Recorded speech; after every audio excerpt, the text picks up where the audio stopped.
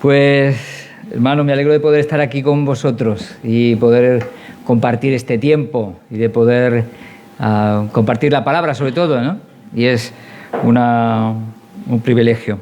Vamos a rogar a Dios, pero antes me gustaría que pudiéramos abrir nuestras Biblias por el capítulo 1 de Primera de Pedro. Capítulo 1. Hoy vamos a ver una pequeña porción que me gustaría compartir y pudiera ser una oportunidad para seguir bendiciendo nuestras vidas. El libro de Primera de Pedro es un libro también hermoso donde hay unas lecciones, hay una lección especial que es la que me gustaría en esta mañana compartir, la que vamos a ver especialmente en el versículo 3. Vamos a ver desde el versículo 1 hasta el 5, pero especialmente nos vamos a centrar en el versículo 3. El texto nos habla de una esperanza viva. ¿Qué es eso de la esperanza viva? ¿Qué no es esperanza viva? ¿Vivimos conscientes de la esperanza que nos espera, que tenemos?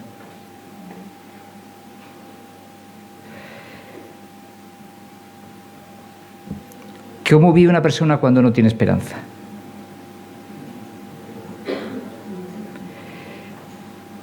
La esperanza de la que estamos hablando espera algo. ¿Qué es eso que espera? Bueno, eso es lo que me gustaría que viéramos brevemente en esta mañana, porque creo que es una de esas verdades fundamentales. ¿No se escucha bien? Yo creo que no es el micro, sí. Me parece a mí que es el sonido.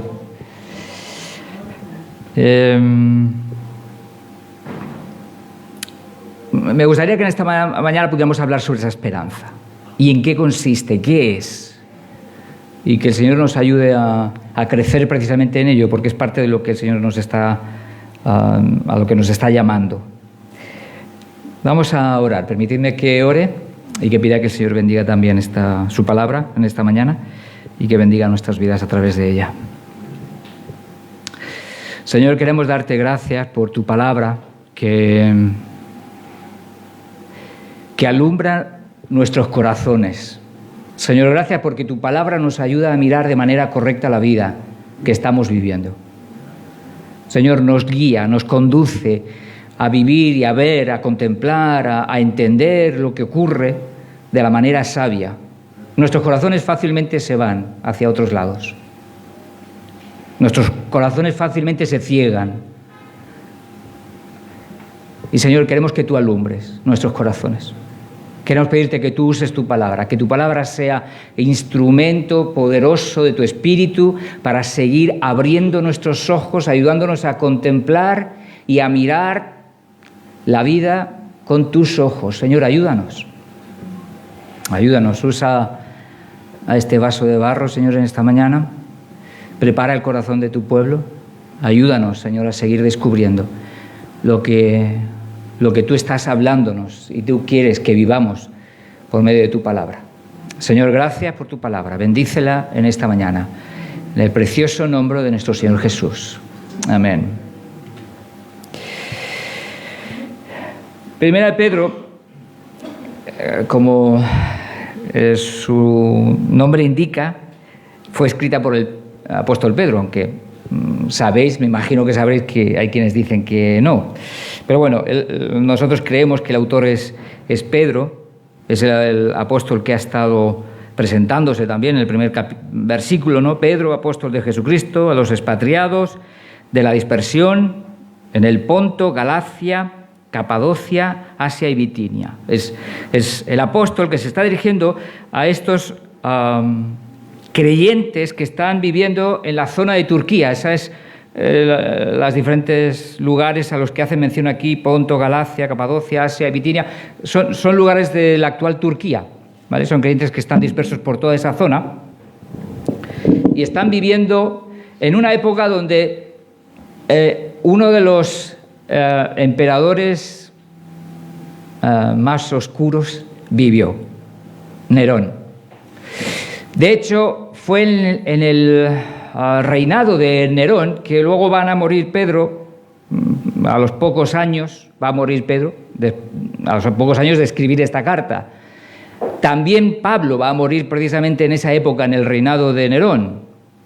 Él termina su reinado, Nerón, en el 68. Pues años antes mueren los dos apóstoles, precisamente por toda esa persecución que inicia Nerón y que va a sembrar toda esa oposición, todo ese rechazo, toda esa persecución contra el cristianismo.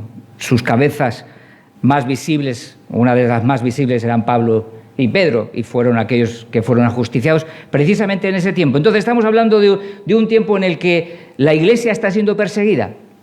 Estamos hablando de un tiempo en el que la Iglesia está siendo rechazada porque hay esa oposición social y algunos están pagando su vida hasta con la muerte. Y nos encontramos en una situación en la que entonces Pedro, viendo la realidad, está tratando de ayudar a los hermanos y está tratando de enseñarles la palabra también para fortalecerles en medio de las situaciones difíciles de la vida, de las dificultades. Y estos hermanos estaban pasando por dificultades. Y Pedro va a dirigirse a ellos con el fin precisamente de alentarles. En la carta vemos diferentes menciones a persecución, a tribulación. Versículo 6 del capítulo 1, por ejemplo, dice: en lo cual vosotros os alegráis. Dice: aunque ahora por un poco de tiempo, si es necesario, tengáis que ser afligidos en diversas pruebas. Y versículo 14 del capítulo 4 también va a hacer mención: si sois vituperados por el nombre de Cristo, sois bienaventurados, porque el glorioso Espíritu de Dios reposa sobre vosotros. Ciertamente de parte de ellos Él es blasfemado, pero por vosotros es glorificado. La situación de ellos era compleja y era una situación difícil, donde estaban sufriendo todo ese tipo de dificultades en la vida y donde la vida no era ningún parque de atracciones. A veces las mensajes que se proponen y que se lanzan a veces en nombre de Dios es como si la vida cristiana fuera un parque de atracciones. Para nada. La vida cristiana para nada es un parque de atracciones. La vida cristiana es una vida marcada por muchas bendiciones, porque no podemos decir que no están, todo lo contrario. Hay una bendición que ahora vamos a ver sin igual, que aquellos que no tienen al Señor no lo pueden experimentar. Ahora, también es cierto que la vida está marcada por dificultades, por situaciones complejas, por sufrimiento, por dolor, por enfermedades, por relaciones rotas. Está marcado por muchas cosas. Es parte de la realidad. Pero esa realidad tiene que dominar nuestras vidas. Esa realidad difícil, dura, dolorosa, tiene que determinar cómo vivimos. ¿Eso tiene que ser el ancla de nuestras vidas? Bueno, Pedro va a decir que no, que tenemos realmente otras razones y otros motivos que deben ser el aliento de nuestros corazones y que deben fortalecer nuestra vida y que tienen que ayudarnos a vivir y a seguir esperando, confiando en nuestro Dios y descansando en sus bondades, aún en medio del sufrimiento, aún en medio del dolor, aún en medio de las dificultades, aún en medio de los problemas. Dios nunca ha prometido que el cielo estaría sin nubes. Nunca dijo eso. Pero sí dijo que estaría con nosotros hasta el fin del mundo. Y nuestra esperanza, la vida, la tenemos que vivir conforme a las promesas de nuestro Dios, conforme a lo que Él sí ha dicho, conforme a lo que Él sí está buscando de nuestras vidas. Pablo se está dirigiendo a estos hermanos, versículo 2, dice: elegidos según la presciencia de Dios, Padre, en santificación del Espíritu, han sido elegidos por Dios para obedecer y ser rociados con la sangre de Jesucristo. Gracia y paz os sean multiplicados, elegidos para vivir una vida rendida al Señor. Versículo 3, Bendito el Dios y Padre de nuestro Señor Jesucristo. Lo primero que hace es iniciar ese versículo, es dando gracias a Dios, es exaltando la majestad, la gloria de nuestro Dios, que según su grande misericordia nos hizo renacer. No nos hemos nosotros hecho. Hoy está muy de moda esa frase de que el hombre se hace a sí mismo. Bueno, pues el creyente no se hace a sí mismo. El creyente ha sido creado y hecho por Dios.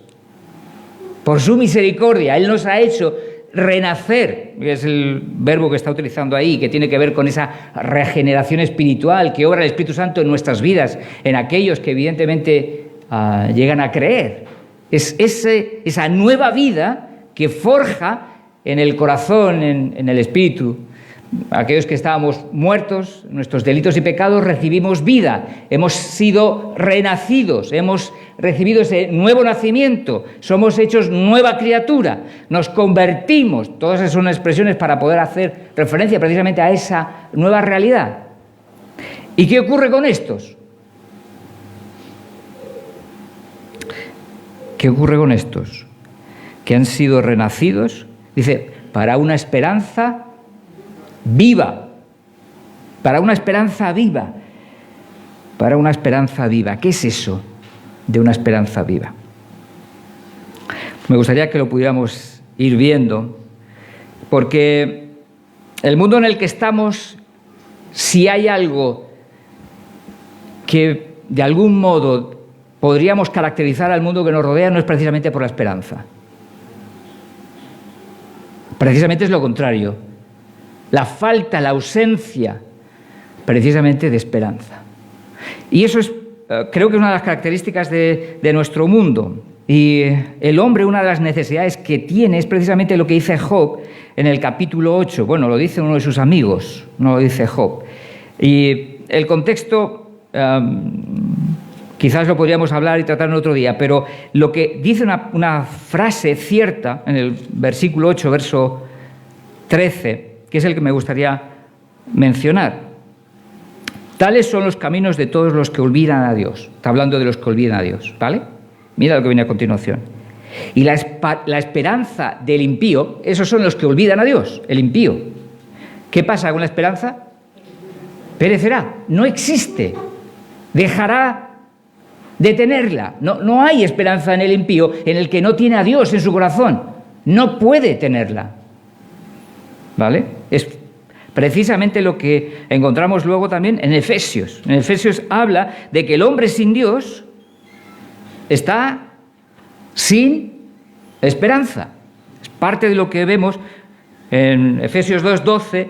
Dice, hablando a los efesios de su vida pasada, dice, en aquel tiempo estabais sin Cristo, dice, alejados de la ciudadanía de Israel y ajenos a los pactos de la promesa, sin esperanza y sin Dios en el mundo. Las dos cosas van unidas. La falta, el hecho de no tener a Dios es una ausencia de esperanza en el corazón de la persona. Eso es precisamente lo que caracteriza a aquellos que no tienen a Dios, la falta, la ausencia de esperanza.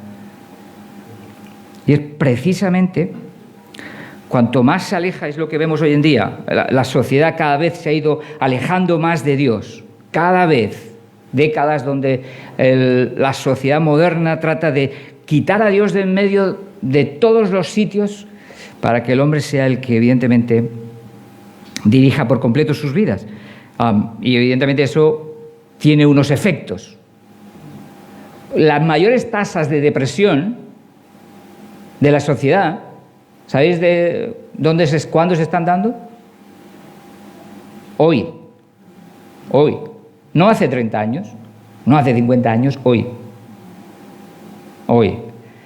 En una de las sociedades más prósperas que hemos vivido en España, por ejemplo. Nuestros abuelos, nuestros padres, vivieron situaciones muy duras con la guerra, ¿verdad? No les dio tiempo a pensar en las dificultades, o mejor dicho, en sus depresiones. Tenían que salir adelante. estaban preocupados en otras cosas. Hoy nosotros, en la sociedad opulenta, una de las mayores enfermedades de la sociedad es precisamente la depresión, la falta de esperanza, porque es precisamente la expresión de esa falta de esperanza, la depresión, el desaliento, todo ese tipo de expresiones como la tristeza, la insatisfacción. Ese es otro de los temas que domina nuestra sociedad. La gente raramente se encuentra satisfecha de una manera prolongada. Enseguida la satisfacción se pierde. Tú compras algo, tienes la ilusión de por ese algo que has tenido o que has comprado, y la satisfacción por eso algo desaparece en 0,2. Y esa es una de las características de nuestro tiempo. Es una de las características de nuestro tiempo. En 2019, la OMS, la Organización Mundial de la Salud, sacó un informe donde decía que, y esta es una de las expresiones, yo creo, brutales de la falta de esperanza de nuestro mundo, había en nuestro mundo cada 40 segundos un suicidio. Cada 40 segundos un suicidio. ¿Qué refleja eso? Sino precisamente la auténtica y la profunda falta de esperanza que hay en el corazón humano cuando no se tiene a Dios. Porque eso es precisamente la cuestión. La falta de la presencia de Dios lleva a una profunda desesperación, a quitarse la vida. De hecho, creo que es la segunda causa de muerte entre jóvenes en España. La segunda causa de muerte. La falta de esperanza. ¿Qué es lo que nos está diciendo Pedro con este texto en el que estamos viendo? Que precisamente somos dichosos por haber conocido a Dios, porque lo que Dios ha hecho y ha venido a traer a nuestras vidas es una esperanza viva para aquellos que han entregado, que creen, que confían en Jesús, que lo reconocen como el Señor y Salvador de sus vidas. Una esperanza viva, no muerta, porque la hay. Hay esperanza muerta, y ahora veremos un poco de eso. No está hablando de una esperanza muerta, está hablando de una esperanza viva. Y la palabra nos alienta precisamente a que una de las características del cristiano es precisamente esa vida marcada por la esperanza. El creyente tiene que ser alguien marcado por la esperanza. Si nuestra vida está marcada por el desaliento, por la tristeza, y nuestra vida se mantiene en esa dinámica, no estamos entendiendo algo. La vida del creyente puede pasar por momentos de tristeza, por momentos de desaliento, de desánimo, de prueba, absolutamente que sí. Pero tiene que salir de ahí al contemplar a Cristo, al contemplar a su Dios, al creer en su palabra, al entender quién es, no por sus propias habilidades, no por su propia característica, sino por quién es Dios, que es el que está a su lado. Esa es una de las cosas que el Señor hace en el corazón de un creyente.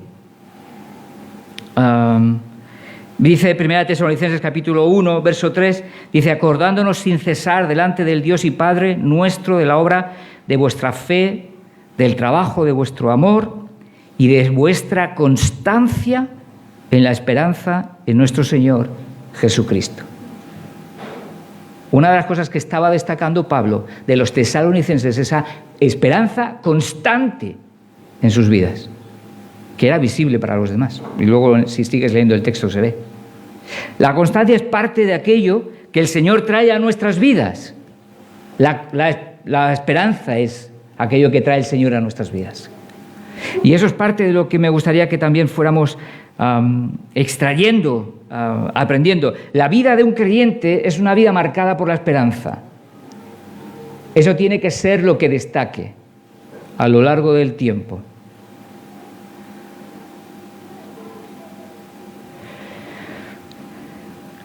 ¿Qué no es esperanza viva? ¿Qué no es esperanza viva? Porque hay una esperanza que no lo es, que no está viva.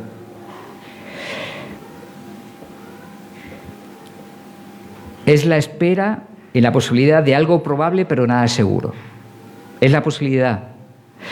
Es la espera en la posibilidad de algo probable, pero nada seguro. Es como, por ejemplo, compré lotería y voy a esperar a que me toque.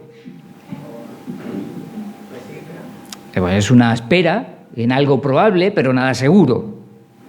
Yo te aseguro que no es seguro. Tú puedes comprar, espero que no lo compréis y vuestra esperanza esté en otro sitio, más que en la lotería. Pero si alguien compra lotería, tiene la esperanza de que le toque. O por lo menos compra con la esperanza de que, o con la espera de que pueda ser así. Pues, a ver, ¿quién ha escuchado eso de que la esperanza es lo último que... Esa esperanza, esa expresión, la esperanza es lo último que se pierde, lo que revela es seguridad. Para nada. Seguridad para nada. Probabilidad, algunas veces demasiado improbable. Pero la seguridad o la esperanza que evidentemente no es viva, es la que no es segura, es simplemente una ilusión que a veces podemos tener en nuestro corazón sobre que algo ocurra o no ocurra. ¿El ser humano tiene ilusiones de ese tipo? ¿Tú y yo las tenemos? ¿A que sí? Tenemos cosas en nuestro corazón que pudieran ser probables, algunas incluso improbables. A ver si me parece un hermano, un amigo, una tía, un tío de la América que me deje una herencia. O que el Cádiz, por ejemplo, se quede en primera este año. Lo siento, Ramón, no sé cómo irá el tema, pero eso puede ser probable o muy improbable, no sé cómo está la situación. O el Jerez suba algún día a primera, ¿no? Lo mismo sería. La esperanza de la que no está hablando Pedro aquí es esta. La ilusión por algo improbable. La espera que evidentemente a veces alguien puede tener, porque como dice el dicho, mientras haya vida, hay esperanza. Bueno, esa no es la esperanza a la que nos está llamando Pedro, porque esta esperanza de la que yo estoy hablando ahora es más bien un optimismo, que muchas veces pues, puede ser simplemente un optimismo falso, vacío, que no tiene fundamento y que realmente simplemente es una pequeña ilusión de nuestros corazones, ¿no? El optimismo no es lo que tiene que dirigir nuestras vidas. Optimismo puede ser uno muy optimista y pensar que le va a tocar mañana la lotería, ¿no? Y tú eres muy optimista y compras todos los días y yo todos los días y a ver si te toca y no toca. Se la llevan otros. No estamos hablando, cuando estamos hablando de esa esperanza viva, no estamos hablando de optimismo. Entonces, ¿de qué estamos hablando? Bueno, no estamos hablando de un sentimiento, ¿vale? No es un sentimiento. El sentimiento quizás sería esa esperanza insegura, incierta. Eso a veces es sí un sentimiento. Pero no estamos hablando de un sentimiento ni de una ilusión. Estamos hablando de una espera cierta y segura de aquello que Dios ha dicho que va a hacer.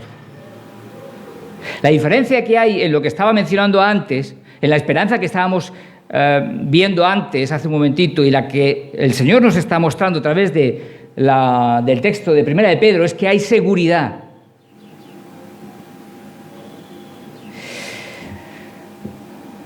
Seguridad, certeza. Eso es precisamente lo que destaca de la esperanza que está tratando de resaltar aquí Pedro.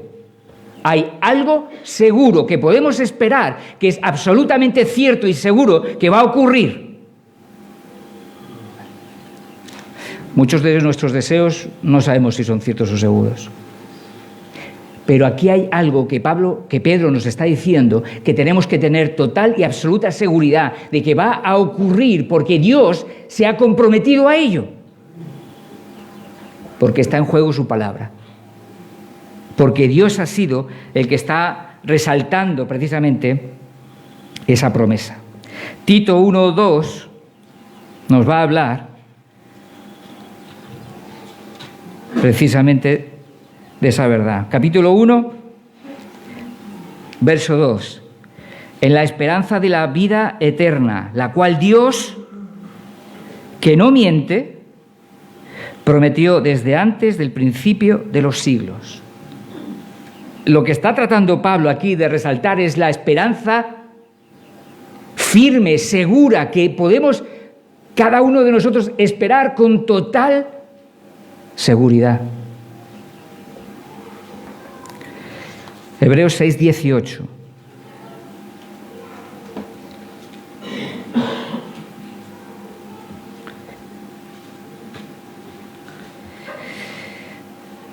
Para que por dos cosas inmutables, las dos cosas inmutables son la promesa y el juramento que vemos justo en el versículo de antes, ¿vale? Esas dos cosas inmutables, juramento y promesa de Dios, en las cuales es imposible que Dios mienta, tengamos un fortísimo consuelo los que hemos acudido para asirnos ¿de qué? De la esperanza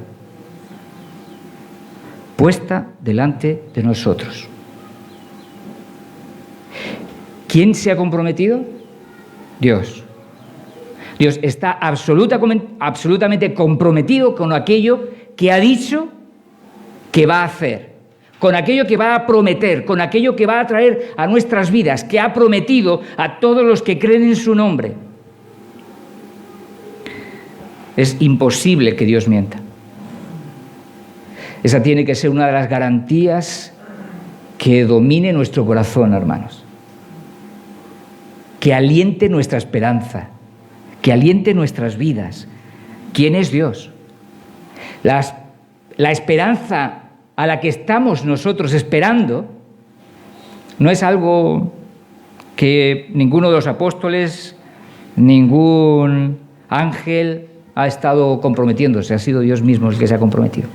Y es aquello a lo que Pedro está tratando de resaltar. ¿A quiénes?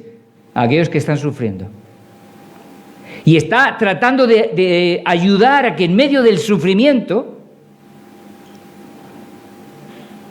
en medio del dolor, en medio de la frustración, por no ver cumplidos sueños en nuestras vidas que no llegan, en medio de situaciones duras que se alargan en el tiempo y no se resuelven, y que Dios permite. Sí, también en medio de esas, Pedro está diciendo que aprendamos a tener una perspectiva cristiana, espiritual, celestial de nuestra vida. Y que aprendamos a poner nuestra mirada, aún en medio de esas dificultades, a enfocar nuestra mirada en lo que Dios ha dicho y en lo que Dios tiene preparado para nuestras vidas. Creo que esa es una de las cosas a las que está intentando incentivar Pedro en el corazón de sus oyentes. Pero también Dios quiere seguir haciéndolo hoy en nuestras vidas, en cada uno de nosotros. Quizás no estamos en momentos de persecución, pero seguro que estamos pasando por dificultades también. Hay situaciones duras, hay situaciones difíciles. Dios está queriendo ayudarnos a centrar nuestra mirada en medio de cada una de esas situaciones que podamos estar viviendo.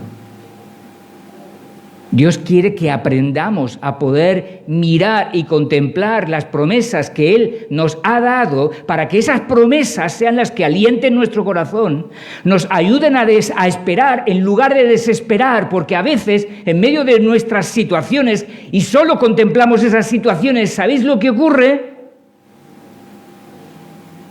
Que desesperamos, porque solo vemos eso. Solo vemos nuestro presente. Y Pedro estaba, guiado por el Espíritu Santo, estaba diciéndole a su pueblo, a su iglesia, que en medio de las dificultades teníamos que aprender a levantar nuestra mirada, a ponerla en Jesús, en nuestro Señor, y entender qué es lo que Él tiene preparado para nuestras vidas. Porque la vida no es fácil y necesitamos ayuda. Y tenemos que aprender de esos consejos que Dios nos ha dejado en su palabra. Uno de esos consejos, que aprendamos a ver aquello que esperamos o que tenemos que esperar, aquellos que hemos conocido a Dios. Y los creyentes tenemos que aprender a levantar nuestra mirada. Es cierto, estamos en este mundo y tenemos que aprender a vivir en este mundo. Y, por cierto, Dios no ha dicho que en este mundo no nos va a ayudar. Contamos con su ayuda. Yo estaré con vosotros. ¿Cuántas veces dice Jesús, pedidme, ¿no? El que pide recibe, el que busca halla y al que llama se abrirá. Dios nos llama a recordar que aún aquí, en medio de estas situaciones, tenemos su ayuda. Y su propósito no es solo con el futuro, también es en el presente. Pero habrá situaciones en este presente que Dios va a permitir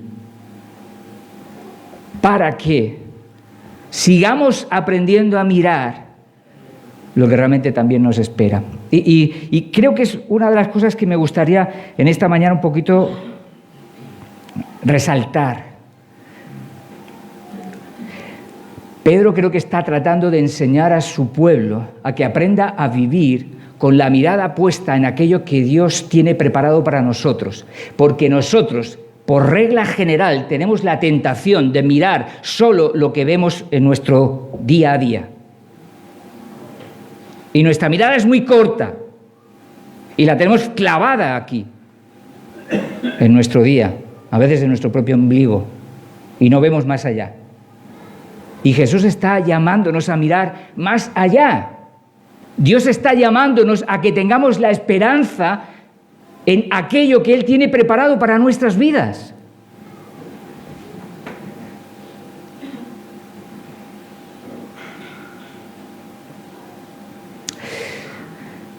Lo que Dios va a hacer en ese futuro tiene que alentar nuestros corazones, hermanos. ¿Eso alienta tu corazón?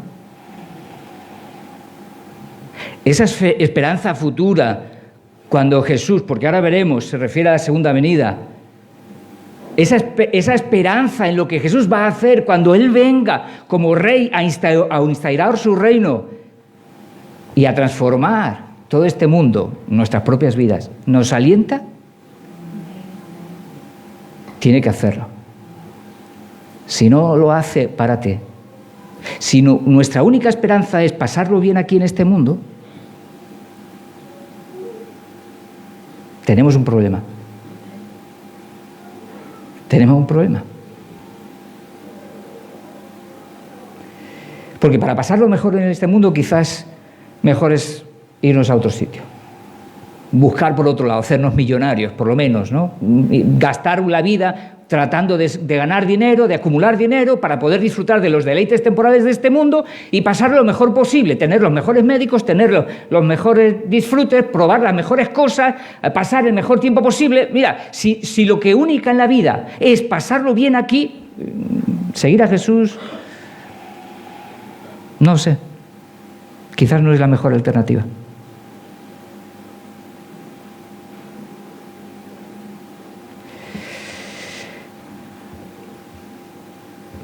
Pero el Señor quiere que tengamos una mirada mucho más allá de solo nuestro presente. El Señor quiere que aprendamos a mirar mucho más allá y a disfrutar de aquello que el Señor tiene preparado para nuestras vidas.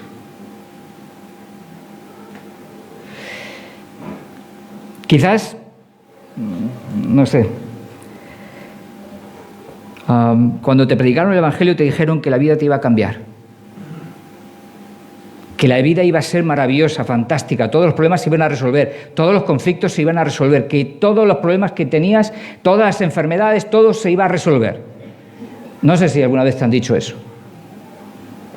Lo único que lamento es decirte que Dios no ha dicho eso. Dios no ha dicho eso. Dios ha dicho que tiene una esperanza mayor, mucho más hermosa que la que aquí podemos ver. El mundo que nos rodea no puede saciar el corazón del ser humano. No puede. Esta vida, por mucho que nos vaya bien, no puede saciar el corazón humano. Es incapaz. Necesitamos algo mayor. Eso mayor es lo que Jesús promete, es lo que Jesús está diciendo. Tiene que ver con el hecho de que cuando Él venga, instaure su reino y nos transforme, a nosotros para empezar. Nosotros seamos transformados, completamente transformados. El mundo que nos rodea, igual. La esperanza cristiana es precisamente lo que vemos en el versículo 4. Dice, para una herencia, y eso es lo que nos espera. ¿La herencia qué es? ¿No? Eso es como tú, Rafa, tú tienes un tío en Brasil, ¿no? Y te dicen ahora que te ha dejado una herencia de...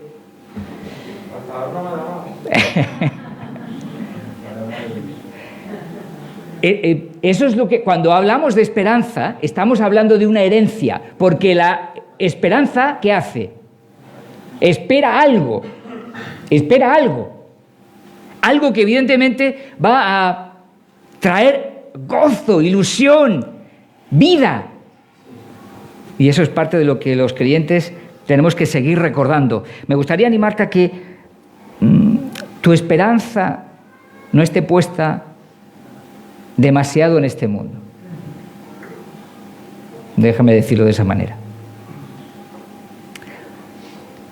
No esperes en los políticos. No sé si alguno estará esperando. Por cierto, sí que me gustaría animarte a que tengas cuidado, como dice en Mateo 24, por los falsos cristos que van a aparecer.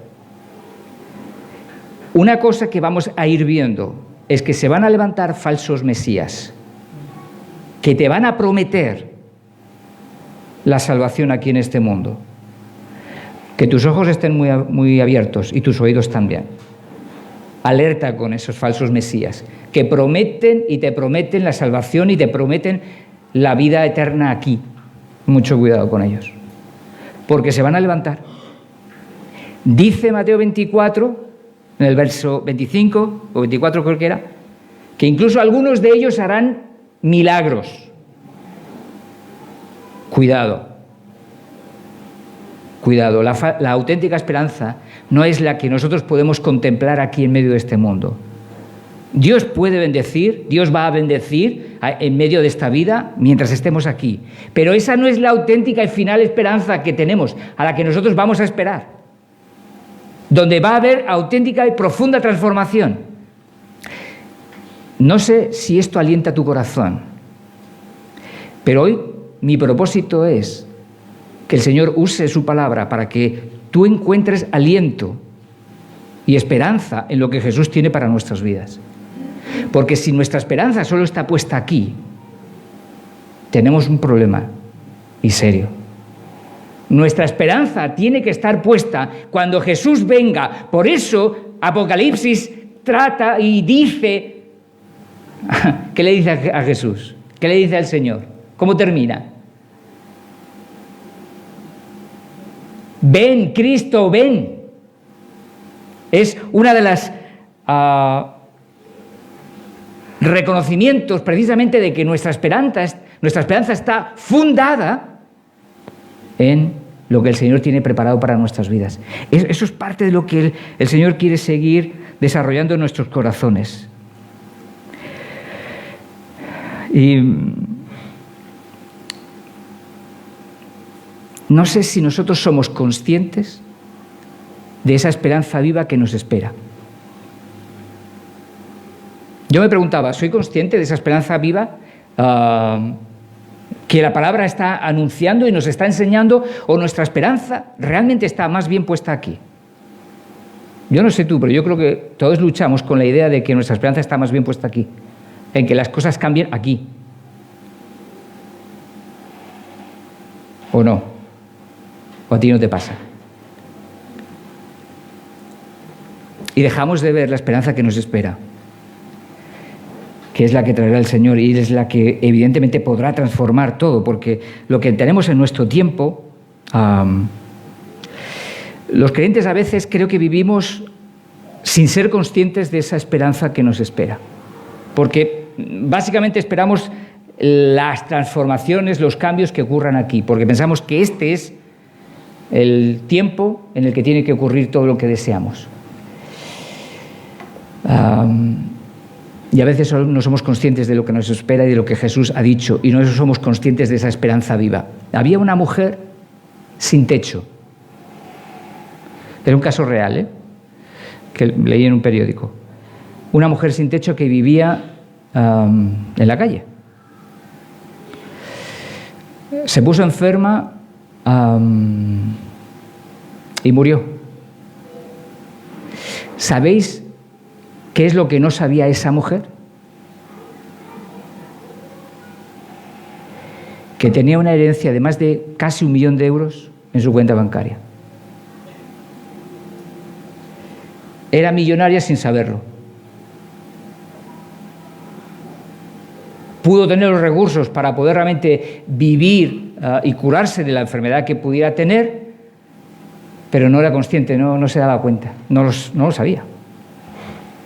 A veces los creyentes podemos también vivir de esa manera, sin ser conscientes de todo lo que nos espera, de todo lo que Dios ha prometido, y viviendo quizás sin techo espiritualmente.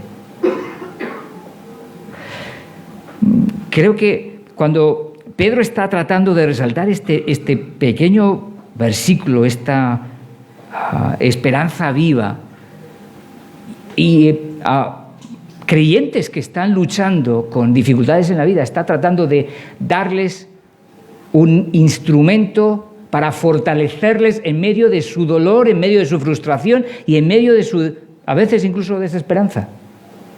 Y creo que es un recurso que nosotros tenemos que aplicar a nuestras vidas y mirar más allá de lo que a veces nuestros ojos terrenos miran, ¿no?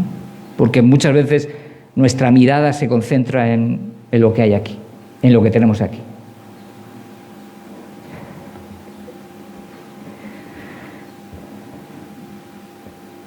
Me gustaría que pudiéramos, no sé si estoy intentando o estoy logrando animarte o ayudarte a abrir un poquito los ojos. Mi deseo es que el Señor pueda ayudarte a darte cuenta de la esperanza que tenemos, de la esperanza que nos espera, de lo que realmente el Señor tiene preparado, y que eso llene nuestra boca de gratitud, de gracias. Porque lo que nos espera, lo que Dios ha prometido que nos espera, no lo hemos ganado con nuestros méritos, con nuestros esfuerzos. Ha sido un regalo de parte de Dios. Y es cierto que al no verlo, al no contemplarlo, nos cuesta mucho, no somos conscientes de esa realidad que nos espera y nos cuesta como entender qué es lo que viene. Sí, sabemos algunas ideas, sabemos de la esperanza viva, pero que nos cuesta. Me gustaría intentar animarte en esta mañana a que busques qué es lo que el Señor tiene, esa esperanza que Él tiene para ti y para mí. Que el Señor nos ayude a vivir en ella, a descansar en ella, a anhelarla, a anhelar que venga Jesús, a anhelar que Él transforme, a anhelar lo que Él tiene prometido, una vida donde ya no habrá dolor, llanto, muerte, donde ya su presencia será eterna, por siempre y para siempre. Su segunda venida implica muchísimas cosas para nuestras vidas. Y tiene que ser esperanza. Tiene que ser esperanza para nuestros corazones. Que el Señor nos ayude. Una pregunta que me hacía al pensar en esa esperanza viva: ¿cómo fortalecernos en la esperanza? ¿Cómo fortalecer nuestras vidas? ¿Cómo crecer en esa esperanza de la que el Señor nos está hablando en su palabra? Y una de las cosas que veía es que la esperanza tiene mucho que ver, ¿sabéis con qué? ¿Alguna idea? Con la fe. Tiene mucho que ver con la fe. Mirad lo que dice Hebreos 11:1, dice, es pues la fe la certeza de lo que se espera. ¿Qué es eso? Certeza de lo que se espera. Es seguridad, es esperanza. La fe provoca esperanza en el corazón del creyente. La fe lo que hace es que nuestra esperanza sea más clara. Muchas veces la esperanza es borrosa para muchos de nosotros. Por la fe se hace más clara. Por la fe es esa certeza de lo que se espera. Porque los creyentes estamos esperando algo, ¿eh? Estamos esperando que las promesas de Cristo se cumplan, y eso es parte de lo que Él quiere. La vida de, por ejemplo, Abraham estuvo marcada por la fe, ¿verdad? Y el en el capítulo 4, verso 18, mira lo que dice. Dice, él creyó, ¿en qué? En esperanza, en aquello que esperaba. Dice, contra esperanza. Une de nuevo Pablo aquí lo que es la fe con la esperanza. Están unidas, están dados de la mano. La esperanza es esa, evidentemente está marcada por esa confianza en aquello que Dios ha dicho. ¿Y cómo crece la fe? ¿Alguien recuerda cómo crece la fe? La fe viene por el oír. ¿Y el oír? La palabra de Dios es la que hace que nuestras vidas, nuestro corazón, nuestra fe crezca, se desarrolle. La esperanza también se desarrolla en la medida que la fe está creciendo en nuestras vidas. Nuestros ojos se abren, lo borroso se difumina, empieza a aclararse todo. Capítulo 15, vamos al capítulo 15 de Romanos.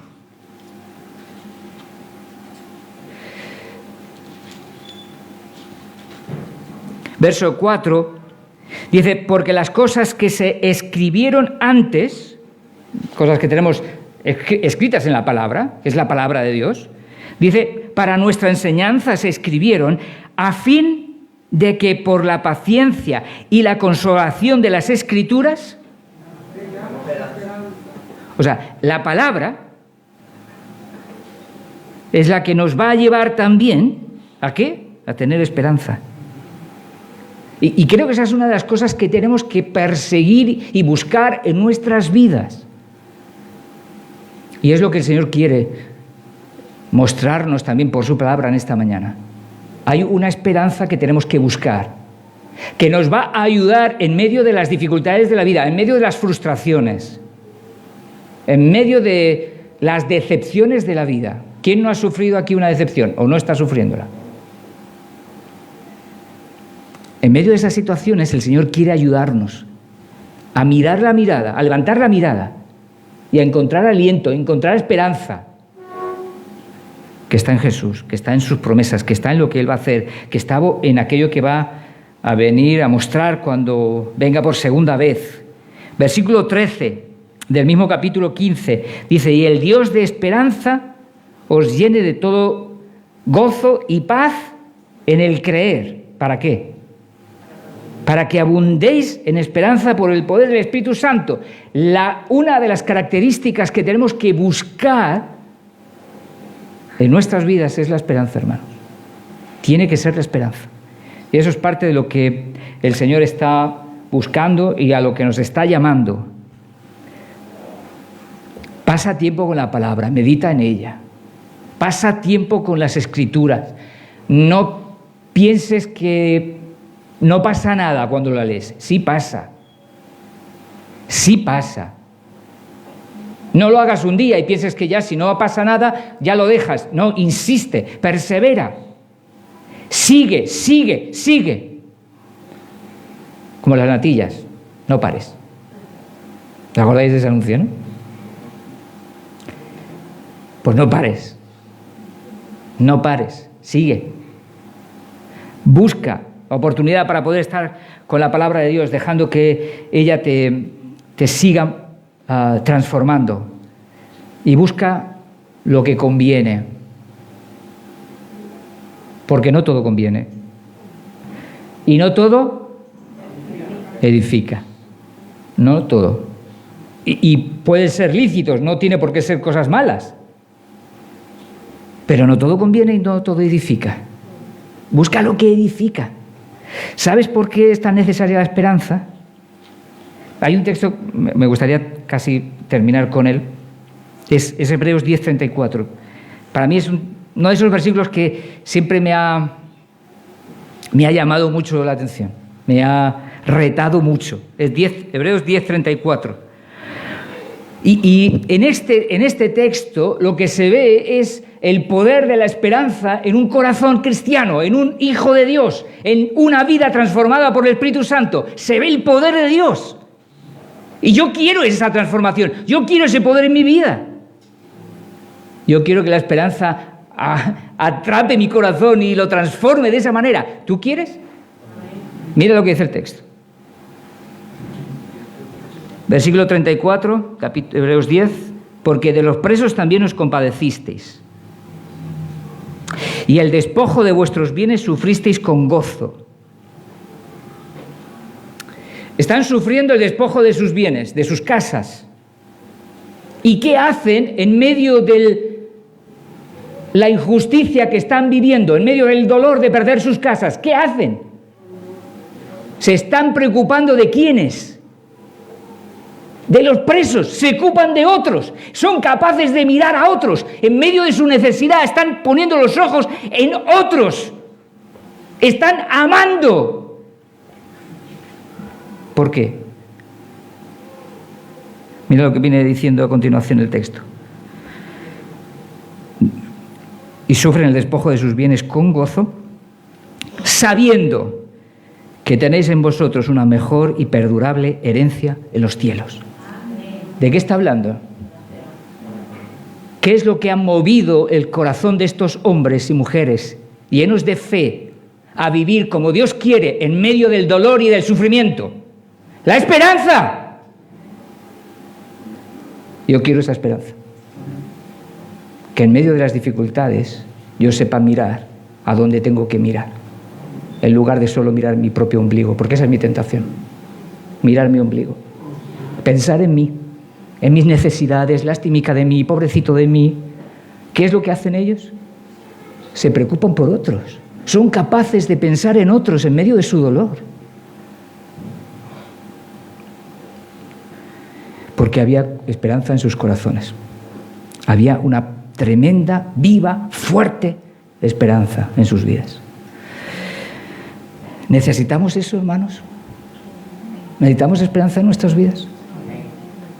Yo la necesito. Yo la necesito.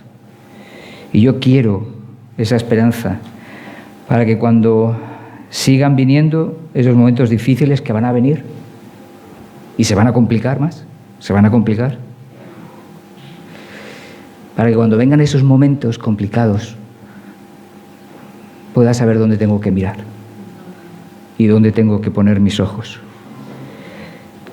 Cuando vivimos a la luz de esa realidad eterna que nos espera, ¿sabéis qué pasa también? Es como dice Mateo 6, y como el Señor les decía a los discípulos.